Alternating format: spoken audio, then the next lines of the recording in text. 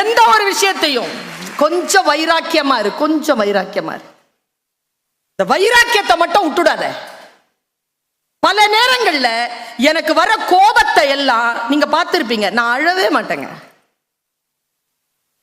உப்பு தண்ணி உடம்புல இருந்து வெளியேறணும்னு துடிச்சதுனால எந்த ஒரு கஷ்டம் வந்தாலும் இங்கிருந்து தண்ணிய வழிய விடுறதே இல்லை, இங்கிருந்து தான் வழிய விடுறது. உழைச்சு பார்.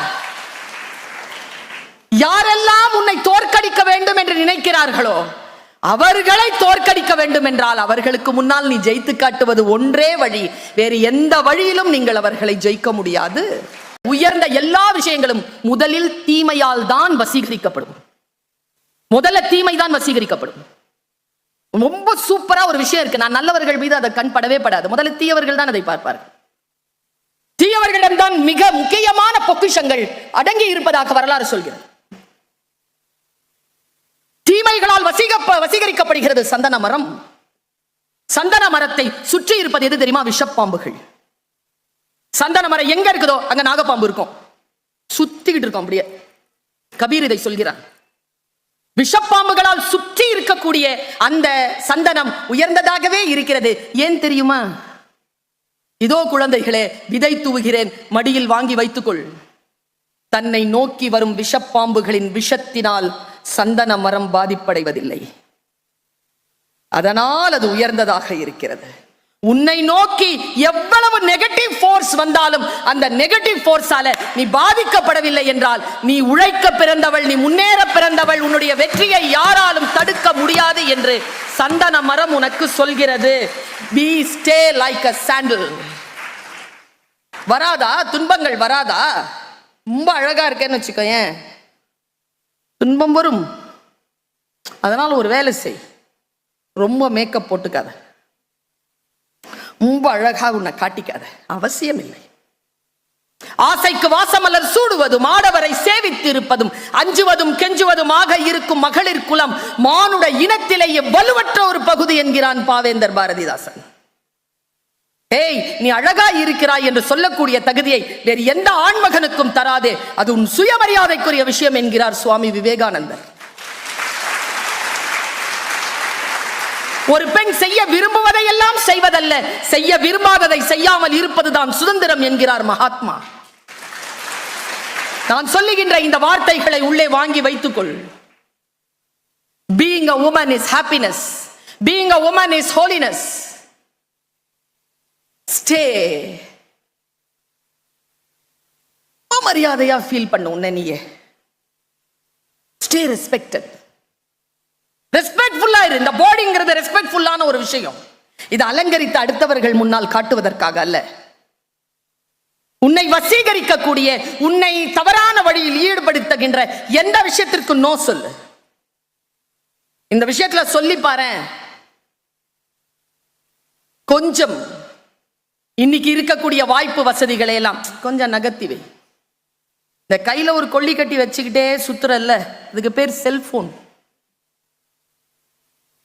எல்லார் கையிலயும் இருக்கு. நான் ஒண்ணு கேட்கிறேன், குழந்தைகள் தான் அதை தப்பா பயன்படுத்துறாங்களா சார்? பெரியவங்க எல்லாம் தப்பா பயன்படுத்தலையா? 15க்கு தான் தெரியலையா நான் அதை பயன்படுத்துறதுக்கு?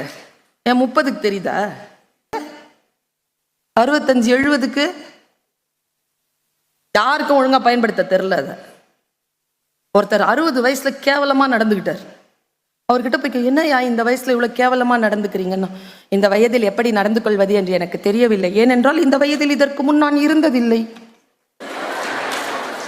பெரியவங்களுக்கே எப்படி நடந்துக்கிறதுன்னு தெரியல. குழந்தைகளே, உங்களுக்கு சொல்லித்தரலாம், இவர்களுக்கெல்லாம் சொல்லித்தர முடியாது. உங்களுக்கு சொல்லி தருகிறேன். இந்த ஈவில் ஃபோர்ஸ் ஒன்னு இருக்கு. உன்னுடைய டைம், உன்னுடைய எனர்ஜி, உன்னுடைய மைண்ட், ஸ்டேட் ஆஃப் மைண்ட பிறழ்ச்சி செய்வதற்கான விஷயங்கள் வருகின்ற பொழுது அதற்கு மேலே ஏறி நின்று அதற்கு நோ சொல். நான் சொல்லுகிறேன், நீ சொல். பருந்து இருக்குல்ல, பருந்து, அந்த பருந்து மழையில நனையாதான். பருந்து மழையில நனைகிறது இல்லை. ஏன் தெரியுமா? மழை அப்படிங்கிறதோ அந்த மேகம் அப்படிங்கிறதோ பிரச்சனைன்னு வச்சுக்கோ, ஏன் தீமைன்னு வச்சுக்கோ, ஏன் சும்மா ஒரு வார்த்தைக்கு அந்த பருந்து ஏன் நனைகிறது இல்லை தெரியுமா? எந்த பருந்தும் மழை மேகத்திற்கு கீழே பறப்பதே இல்லை, அதுக்கு மேலதான் அது பறக்கும். எந்த விஷயத்திற்கு நீ அபோவா போயிட்டன்னு வச்சுக்கோ, அது உன் காலடிக்கு கீழே வந்துடும். You stay above.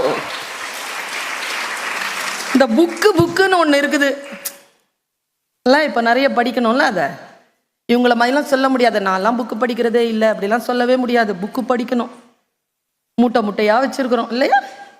படிக்க தானே வேணும். நீங்க சில புக்ஸ் இருக்குது படிக்க விடாது நம்மள, திறந்த உடனே தூக்கம் வரும். பார்த்திருக்கியா? ஏதோ ஒரு சப்ஜெக்ட் சொல்றாங்க, கேட்டு வச்சுக்கோங்க. இதெல்லாம் எலிசிட் பண்றது தான், உங்களுக்கெல்லாம் டிப்ஸ். இதெல்லாம் திறந்த உடனே படிக்கிற புக்கு திறந்த உடனே என்கிட்ட ஒரு புக்கு பேசும், மேத்ஸ். இங்கேயுமா பிசிக்ஸும் பேசும் என்கிட்ட. சரி, என்னதான் பேசும் கேள, கை தட்டுற. திறந்த உடனே கேட்கொண்டாது, படிச்சிருவியோ என்ன, நீ படிச்சிருவியோ. அது பேசின உடனே டப்புன்னு புக்கை மூடிட்டேன்னு வச்சுக்கைய, ஆமால அப்படின்னு மூடிட்டேன்னா புத்தகம் என்னை ஜெயிக்கிறது.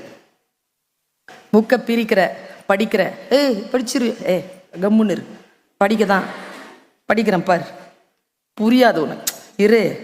ஒரு வாட்டி சொன்னா புரியாது, 2 வாட்டி படிச்சா, படிச்சதை எழுதி பார்த்தா, எழுதுனதை மறுபடியும் படிச்சா புரியாதா?